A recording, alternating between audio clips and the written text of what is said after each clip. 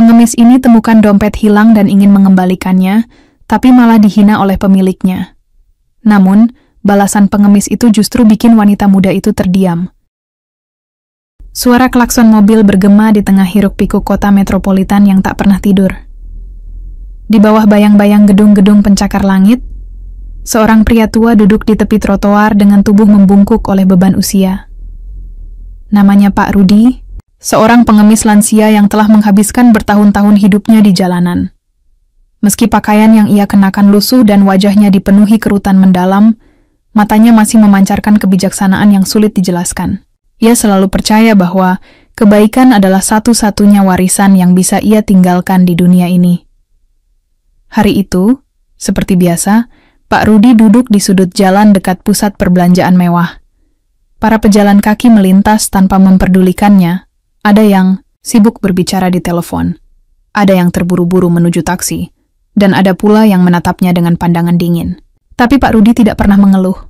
Ia hanya duduk tenang, sesekali tersenyum kepada anak-anak kecil yang lewat dengan riang. Saat matahari mulai condong ke barat, sebuah benda kecil berwarna coklat jatuh dari tas seorang wanita muda yang sedang tergesa-gesa menyeberang jalan. Pak Rudi melihatnya, sebuah dompet kulit berkilau yang tampak mahal. Dengan gerakan lambat, ia meraih dompet itu dan membukanya. Isinya membuatnya terkejut. Uang tunai dalam jumlah besar, kartu kredit, SIM, serta beberapa dokumen penting lainnya. Pak Rudi menatap dompet itu lama. Pikirannya berkecamuk. Uang ini bisa saja menjadi jawaban atas banyak masalahnya. Membeli makanan lebih layak, menyewa tempat tinggal sederhana, atau bahkan meninggalkan hidup sebagai pengemis. Namun, di sisi lain, ia tahu betapa pentingnya dompet itu bagi pemiliknya. Mungkin wanita muda itu sedang panik mencarinya. Kalau aku ambil, apa bedanya aku dengan mereka yang merendahkan orang miskin? Gumam Pak Rudi pelan, suaranya nyaris hilang ditelan deru kendaraan di sekitarnya. Tidak, aku harus mengembalikannya. Dengan tekad bulat, Pak Rudi bangkit dari posisinya dan mulai berjalan menuju arah wanita muda itu pergi. Langkahnya tertatih-tatih, namun keyakinannya teguh. Ia harus menemukan pemilik dompet tersebut. Meskipun ia tahu dunia seringkali tidak adil pada orang sepertinya. Di ujung jalan, seorang wanita muda tengah berdiri dengan gelisah, tangannya meraba-raba isi tasnya. Wajahnya cantik, tetapi ekspresinya cemas. Dia adalah Nisa, seorang pekerja kantoran yang sukses dan ambisius. Saat melihat Pak Rudi mendekat dengan dompet di tangan, dia langsung mengenali barangnya. Itu, dompet saya, seru Nisa, nadanya lega, tapi juga skeptis saat melihat penampilan Pak Rudi. Kamu menemukannya? Pak Rudi mengangguk pelan. Iya Bu, ini milik Ibu kan? Saya lihat jatuh tadi. Nisa meraih dompet itu dengan cepat, memeriksanya sekilas untuk memastikan semuanya lengkap. Ketika yakin bahwa isinya utuh, dia menghela napas lega. Namun, alih-alih mengucapkan terima kasih, dia hanya memberikan senyuman tipis yang terasa dingin. Ya, benar. Terima kasih, katanya singkat, nada suaranya datar. Lalu, tanpa basa-basi lebih lanjut, dia berbalik dan melangkah pergi, meninggalkan Pak Rudi yang masih berdiri di tempatnya. Pak Rudi menatap punggung Nisa yang menjauh. Ada rasa kecewa di hatinya, tetapi bukan karena kurangnya ucapan terima kasih, melainkan karena sikap Nisa yang begitu angkuh dan meremehkan. Seolah-olah ia tidak lebih dari sekadar bayangan di pinggir jalan. Seseorang yang tidak layak dihargai. Namun, Pak Rudi tidak marah. Justru, sebuah ide muncul di benaknya. Ia tersenyum tipis, penuh makna. Baiklah nak, gumamnya pelan, hampir seperti berbisik kepada diri sendiri. Mari kita lihat bagaimana kau belajar tentang arti penghormatan dan kerendahan hati. Dan dengan itu, Pak Rudi kembali ke tempatnya di trotoar, menyimpan rencana kecilnya dalam hati. Hari itu belum berakhir, dan ia tahu bahwa kesempatan untuk mengajarkan pelajaran berharga kepada Nisa pasti akan datang. Esok harinya, Nisa kembali ke rutinitasnya yang sibuk. Di balik meja kerjanya di lantai 15 gedung perkantoran megah, ia duduk dengan laptop terbuka dan secangkir kopi mahal di sampingnya. Meski telah mendapatkan dompetnya kembali, ada sesuatu Yang mengganjal dalam benaknya, wajah pria tua itu. Tatapan bijaksana namun menyindir yang membuatnya merasa tidak nyaman. Namun, alih-alih merenungkan perasaannya sendiri, Nisa memilih untuk melupakan kejadian kemarin. Baginya, pengemis seperti Pak Rudi hanyalah bagian dari pemandangan jalanan yang bisa diabaikan. Toh, dia hanya melakukan tugasnya sebagai manusia. Pikirnya enteng. Kalau dia benar-benar miskin, kenapa tidak langsung pakai uangnya saja? Pasti cuma cari muka. Sementara itu, di luar gedung, Pak Rudi sedang duduk di bawah naungan pohon rindang, tak jauh dari pintu masuk. Ia datang bukan untuk mengemis, melainkan karena ingin melihat reaksi Nisa setelah insiden kemarin. Ia penasaran apakah wanita muda itu akan berubah sikap atau tetap seperti biasa, dingin dan angkuh. Beberapa jam berlalu, hingga akhirnya Nisa keluar dari gedung untuk makan siang. Saat melintasi area trotoar, matanya tanpa sengaja bertemu dengan Pak Rudi. Wajahnya langsung menunjukkan ekspresi jijik, seolah-olah keberadaan pria tua itu adalah noda pada kesempurnaan hari-harinya. "Kamu masih di sini?" kata Nisa dengan nada sinis saat dia mendekat. "Aku sudah bilang terima kasih kemarin kan, jadi apalagi maumu?" Pak Rudi tersenyum tipis, tetapi ada kilatan kekecewaan di matanya. "Tidak ada, Bu. Saya hanya ingin memastikan dompet Ibu aman." Nisa tertawa pendek, suaranya penuh ejekan. "Memastikan? Apa kamu khawatir aku bakal kehilangan lagi? Atau jangan-jangan kamu berharap dapat imbalan lebih?"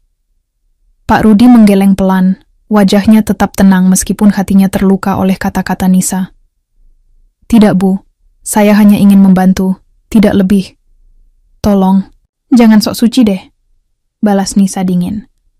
"Orang sepertimu pasti cuma cari untung. Kalau nggak dapat apa-apa, ya sudahlah kan?" Mendengar itu, Pak Rudi hanya diam. Namun di dalam hatinya, ia mulai merancang cara untuk memberi pelajaran kepada Nisa. Wanita ini jelas butuh pengalaman yang akan membuatnya sadar bahwa dunia tidak berputar di sekitarnya saja. Setelah beberapa detik saling bertatapan, Nisa akhirnya berbalik dan melangkah pergi tanpa menoleh lagi. Langkahnya cepat dan penuh percaya diri, seolah-olah ia baru saja menang dalam sebuah argumen. Namun, Pak Rudi tetap duduk di tempatnya. Senyumnya semakin lebar, meski kali ini ada sentuhan misterius di dalamnya. "Baiklah, Nak," gumamnya pelan, hampir seperti berbisik kepada diri sendiri. "Mari kita lihat bagaimana kau belajar tentang arti penghormatan dan kerendahan hati." Beberapa hari kemudian, Nisa tampak santai saat membuka dompetnya untuk membayar tagihan restoran mewah tempat ia makan malam bersama teman-temannya. Namun, saat menyusuri slot-slot dompetnya, dia menemukan sesuatu yang aneh, sebuah secarik kertas kecil yang belum pernah ia lihat sebelumnya. Dengan alis berkerut, Nisa mengeluarkan kertas itu dan membacanya. "Uang bukan segalanya. Yang terpenting adalah bagaimana kita memperlakukan sesama." Di bawah tulisan itu, ada inisial PR. Nisa terdiam sejenak, merasa bingung. "Apa maksudnya ini?" gumamnya pelan. Dia mencoba mengingat-ingat apakah dia pernah melihat kertas ini sebelumnya, tapi tidak ada jejak ingatan sama sekali. Apa ini ulah pencopet? Atau mungkin orang yang mengembalikan dompetku? Pikirnya keras. Namun, semakin dia memikirkannya, semakin rasa penasarannya berkembang. Siapa PR? Dan mengapa pesan ini ditinggalkan di dompetnya? Tanpa disadari, pikiran Nisa mulai digerogoti oleh pertanyaan-pertanyaan tersebut. Untuk pertama kalinya, dia merasa ada sesuatu yang tidak beres, sesuatu yang melampaui materi dan uang. Hari-hari berikutnya, Nisa tak bisa lepas dari rasa penasarannya. Pesan misterius di kertas kecil itu terus menghantuinya, seperti bayangan yang tak bisa dihapus. Dia mencoba melanjutkan hidup normal, bekerja, bertemu teman-teman, dan menjalani rutinitasnya sebagai wanita karier sukses. Namun, entah kenapa, pikirannya selalu kembali kepada dua hal. Inisial PR dan kalimat yang tertulis di kertas itu. Uang bukan segalanya. Yang terpenting adalah bagaimana kita memperlakukan sesama. Kalimat itu terdengar sederhana, tetapi bagi Nisa, ia membawa beban yang aneh. Seolah-olah pesan itu ditujukan langsung kepadanya, menuding sikapnya yang sering meremehkan orang lain. Semakin dia memikirkannya, semakin dia merasa tidak nyaman. Apakah ini cara si pengemis tua itu membalas dendam? Ataukah ada maksud lain di balik semua ini? Nisa memutuskan untuk menyelidiki lebih jauh. Dia mulai dengan mencari tahu siapa PR. Dengan menggunakan nama inisial tersebut, dia mencoba mencari informasi di internet, media sosial, bahkan bertanya kepada rekan-rekannya di kantor. Namun, hasilnya nihil. Tidak ada satupun petunjuk yang mengarah pada identitas pemilik inisial itu. Apa mungkin PR adalah singkatan dari perusahaan? Gumamnya suatu malam saat duduk di depan laptopnya. Dia mencoba mencari nama-nama perusahaan atau organisasi yang memiliki inisial serupa. Tetapi sekali lagi, tidak ada yang cocok. Rasa frustrasi mulai menyelimuti Nisa. Dia tidak terbiasa merasa bingung atau kehilangan kendali atas situasi apapun. Baginya, ini adalah tantangan yang harus dipecahkan, sama seperti proyek-proyek besar di kantornya. Namun, kali ini dia tidak memiliki data konkret atau alat analisis yang bisa digunakan. Suatu malam, Nisa bermimpi aneh. Dalam mimpinya, dia kembali ke hari ketika dia pertama kali bertemu Pak Rudi. Wajah pria tua itu tampak lebih tajam daripada biasanya, matanya seperti menembus jiwanya. Dia berkata dengan suara yang dalam dan tenang, "Kamu masih belum mengerti, Nak. Uangmu tidak akan bisa membeli kebahagiaan sejati jika hatimu kosong." Nisa terbangun dengan napas tersengal-sengal. Jantungnya berdebar kencang dan keringat dingin membasahi tubuhnya. Mimpi itu terasa begitu nyata, seolah-olah Pak Rudi benar-benar hadir di kamarnya. Dia mencoba menenangkan diri dengan minum air putih, tapi pikirannya tetap gelisah. "Kenapa aku terus memikirkan hal ini?" Desisnya pelan. "Apa? Aku salah?" Beberapa hari kemudian, Nisa mendapat undangan untuk menghadiri sebuah acara amal di pusat konvensi kota. Acara ini disponsori oleh beberapa perusahaan besar, termasuk tempat dia bekerja. Meski awalnya enggan, dia akhirnya memutuskan untuk datang karena bosnya menyarankan agar dia memperluas jaringan profesionalnya. Saat tiba di lokasi, Nisa langsung disambut oleh keramaian dan hiruk-pikuk acara. Ada banyak tamu penting, termasuk pejabat tinggi, pengusaha sukses, dan selebriti lokal. Namun, di tengah kerumunan itu, ada satu sosok yang langsung menarik perhatiannya, Pak Rudi. Dia sedang berdiri di sudut ruangan, mengenakan pakaian sederhana, namun bersih. Di tangannya, ia memegang sebuah kotak donasi besar yang bertuliskan Yayasan Anak Yatim Piatu. Beberapa tamu tampak memberikan sumbangan kepadanya dengan senyum hangat. Nisa terkejut melihatnya. Kenapa dia ada di sini? Pikirnya, keras. Dia mencoba menghindar, tapi langkahnya tanpa sadar membawanya mendekati Pak Rudi. Ketika mata mereka bertemu, Pak Rudi tersenyum tipis, seolah-olah sudah menunggunya sejak lama. "Selamat siang, Bu," katanya dengan nada ramah. Nisa merasa gugup. "Apa? Apa yang kamu lakukan di sini?" tanyanya dengan nada defensif. "Saya diundang oleh panitia acara ini," jawab Pak Rudi santai. Ternyata banyak orang baik yang ingin membantu anak-anak yatim piatu. Bahkan saya sendiri ikut menyumbangkan sedikit tabungan saya. Nisa tercengang. "Tabunganmu? Tapi kamu kan pengemis." Pak Rudi tertawa kecil. "Saya memang tinggal di jalanan. Tapi itu bukan berarti saya tidak punya nilai atau martabat. Saya hanya memilih untuk menggunakan apa yang saya miliki untuk membantu orang lain." Kata-kata itu membuat Nisa terdiam. Untuk pertama kalinya, dia melihat Pak Rudi bukan sebagai pengemis, kumuh, melainkan sebagai seseorang yang memiliki prinsip dan integritas. Dia merasa malu atas sikapnya sebelumnya, tetapi juga semakin penasaran. "Jadi, apakah kamu yang meninggalkan pesan itu di dompetku?" tanyanya akhirnya. Pak Rudi tersenyum misterius. "Mungkin ya, mungkin tidak. Yang jelas, pesan itu adalah cerminan dari apa yang seharusnya kita ingat dalam hidup ini. Uang memang penting, tapi hati yang tulus jauh lebih berharga." Nisa tidak bisa berkata apa-apa lagi. Dia hanya menatap Pak Rudi dengan campuran rasa bersalah dan kekaguman. Setelah pertemuan singkat di acara amal, Nisa tidak bisa berhenti memikirkan Pak Rudi. Ada sesuatu tentang pria tua itu yang membuatnya gelisah. Bukan hanya karena pesan misterius di dompetnya, tetapi juga karena sikapnya yang begitu tenang dan bijaksana meskipun hidup dalam kesederhanaan. Dia merasa ada rahasia besar yang belum terungkap, sesuatu yang mungkin akan mengubah pandangannya tentang kehidupan.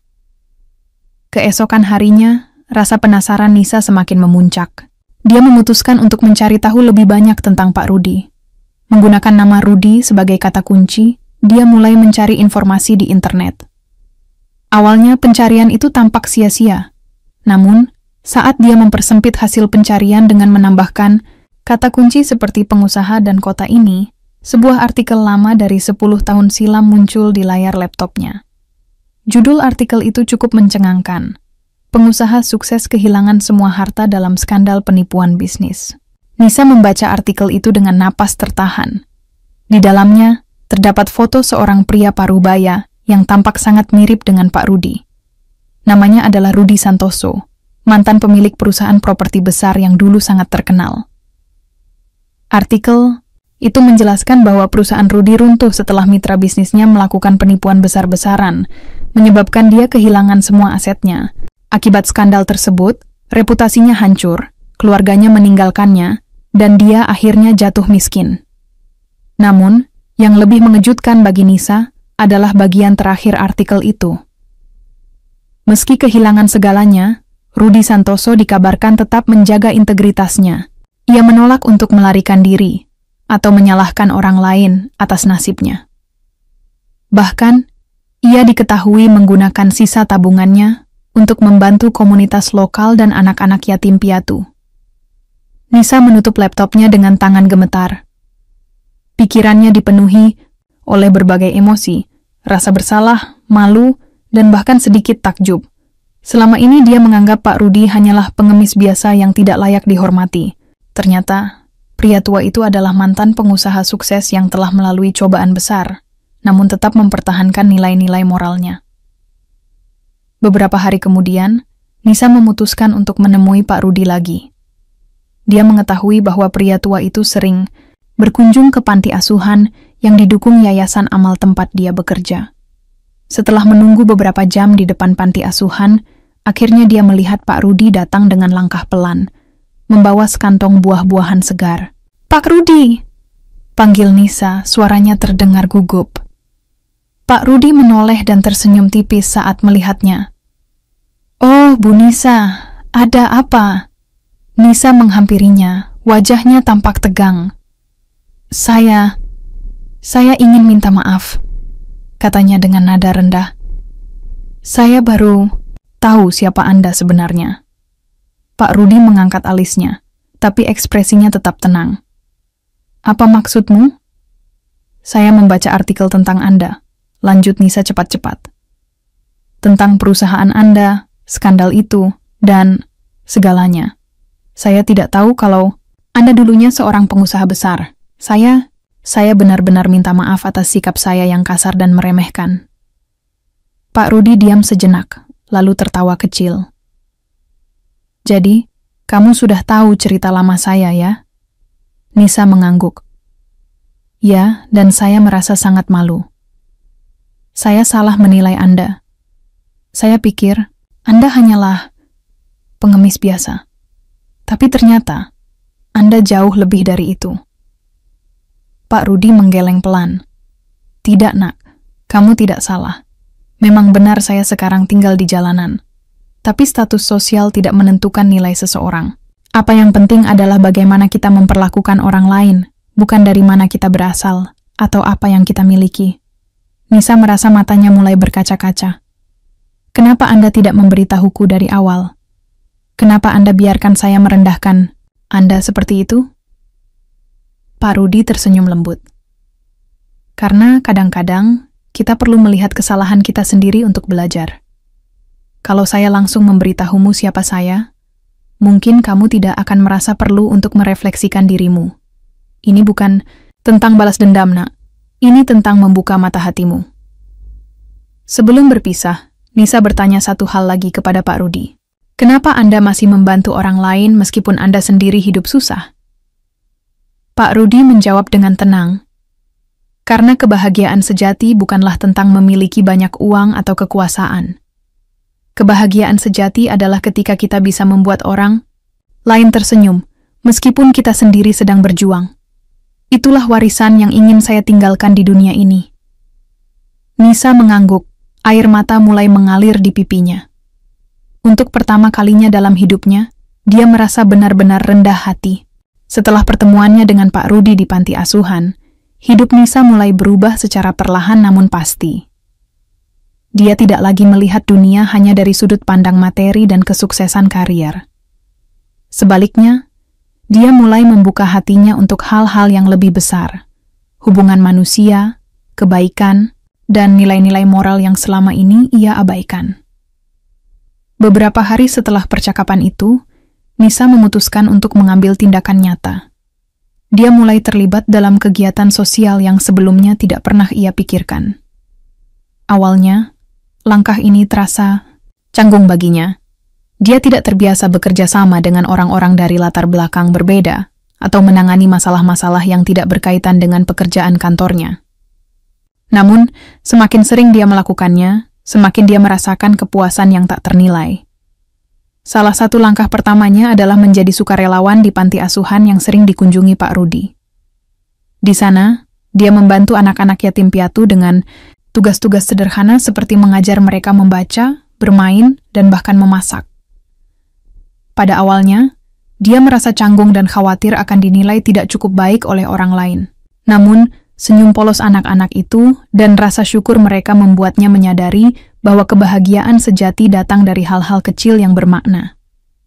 Selain itu, Nisa juga mulai mendonasikan sebagian besar penghasilannya kepada yayasan amal yang didukung Pak Rudi. Dia tidak lagi terobsesi dengan barang-barang mewah atau gaya hidup konsumtif. Sebagai gantinya, dia memilih untuk hidup lebih sederhana dan menggunakan uangnya untuk membantu orang lain. Suatu sore, Nisa kembali menemui Pak Rudi di tempat biasa ia duduk di trotoar dekat pusat perbelanjaan. Kali ini, dia datang dengan niat tulus untuk meminta maaf sepenuhnya dan memberikan sesuatu sebagai bentuk penebusan. "Pak Rudi," kata Nisa pelan saat mendekatinya. "Saya ingin meminta maaf sekali lagi. Saya benar-benar menyesal atas sikap saya yang kasar dan sombong." Pak Rudi tersenyum hangat. "Tidak apa-apa, Nak. Kamu sudah menunjukkan tanda-tanda perubahan. Itu yang terpenting." Nisa mengeluarkan sebuah amplop tebal dari tasnya dan menyerahkannya kepada Pak Rudi. Ini sumbangan dari saya untuk yayasan amal Anda. Saya harap bisa membantu lebih banyak orang." Pak Rudi menerima amplop itu dengan ekspresi tenang. "Terima kasih, Nak. Tapi ingat, ini bukan tentang jumlah uangmu. Ini tentang niatmu untuk berbuat baik." Nisa mengangguk, air mata mulai menggenangi matanya. "Saya belajar banyak dari Anda, Pak. Saya ingin menjadi orang yang lebih baik. Bukan hanya untuk diri sendiri, tapi juga untuk orang lain." Pak Rudi menepuk pundaknya lembut. "Kamu sudah berada di jalan yang benar, Nak. Teruslah melangkah maju."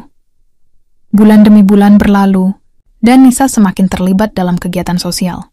Dia bahkan mulai menginspirasi rekan-rekan kerjanya untuk ikut berpartisipasi dalam acara amal dan proyek-proyek komunitas. Dia tidak lagi menjadi wanita dingin yang hanya peduli pada dirinya sendiri, tetapi seseorang yang dikenal karena kebaikan dan kerendahan hatinya. Hubungannya dengan keluarga dan teman-temannya juga membaik. Dia mulai meluangkan waktu untuk berbicara dengan orang tuanya, yang selama ini merasa diabaikan karena ambisi karier Nisa. Dia juga memperbaiki hubungannya dengan sahabat-sahabat lamanya yang sempat menjauh karena sikap egoisnya.